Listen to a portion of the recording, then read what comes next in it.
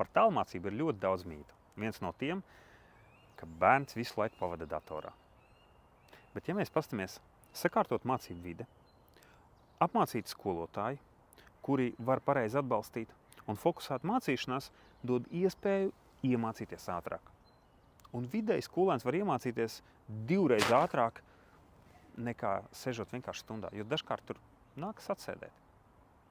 Visu zini, bet nākas vienkārši būt un sēdēt. Šajā gadījumā var iemācīties ātrāk, viss, tev ir brīvs laiks, un faktiski tas nozīmē, ir vairāk brīva laika.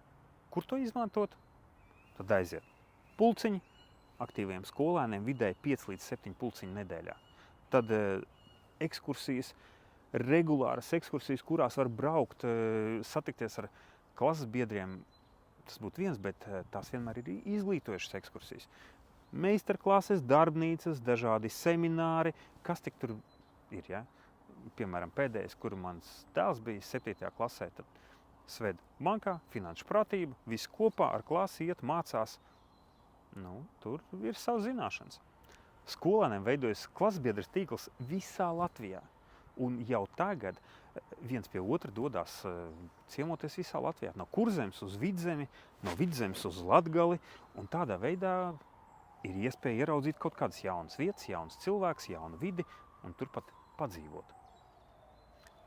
Ļoti interesanta lieta, ka ir ģimenes, kas izvēlas ceļot. Visi kopā ceļot ar skolu, jo nav piesieti pie konkrētas vietas. Un tas foršais, ko vecāki saka, mēs skolu varam paņemt līdzi un doties ceļojumā, kas, manuprāt, ir riktīgi forši.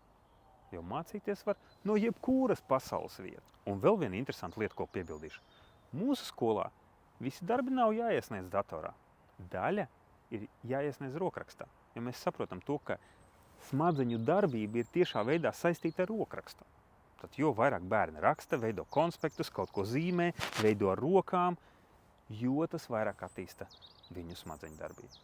Tādēļ arī šādi mācamies un nododam darbus rokrakstā. Tā kā katram sava tālmācība.